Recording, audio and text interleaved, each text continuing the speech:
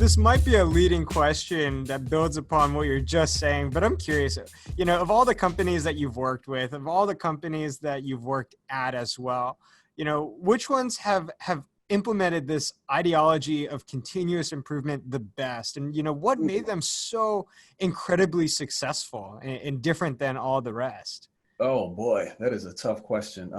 I've worked for some companies that I would consider hard companies. And I've worked for some soft companies that also, it's usually spotty, right?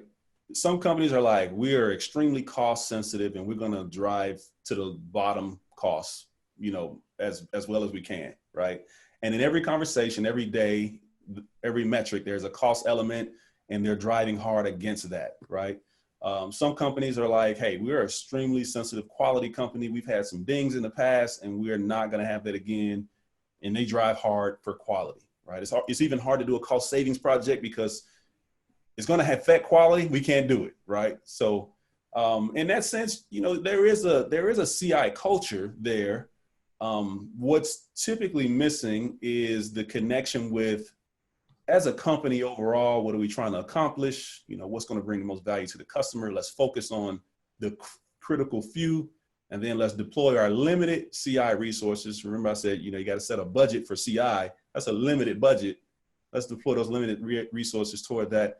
The company I'm working with most recently with Improver is probably the best overall system I've seen. Wow. This is a company called World Technology Ingredients, WTI. We just released a case study on them first thing this year. They've got a kind of a quarterly strategic leadership meeting that they talk strategy and, how's everybody doing? The executives, they have some at-risk areas that flow into a monthly steering team committee that says, all right, here's the at-risk areas. Let's assign some CI projects against these. Let's get an update from our current CI leaders, how things are going. They're also working towards certifications. So there's a kind of a 3-tier certification model. Lowest level is improver level, where you got individuals driving projects with teams. Second level up is like a coaching level, where you got coaches coaching the improver level. And then level 2 coaches is more for the executive level to coach the coaches who are coaching the project leaders. So, and they got pretty much an ongoing model of, we got 2 main production areas. There will always be projects going in those areas to increase throughput or cut costs or whatever the priority is for.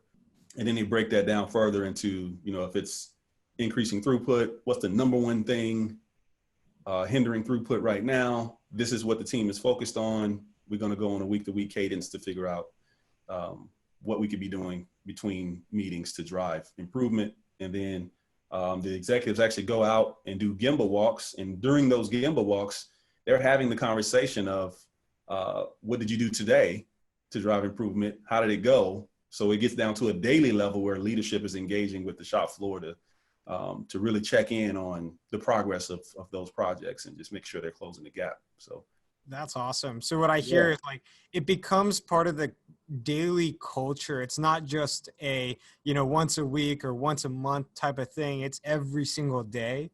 And what I'm also hearing is that it came top down, right? It started from the top, and it's the top training the next layer, who trains the next layer, who trains That's right.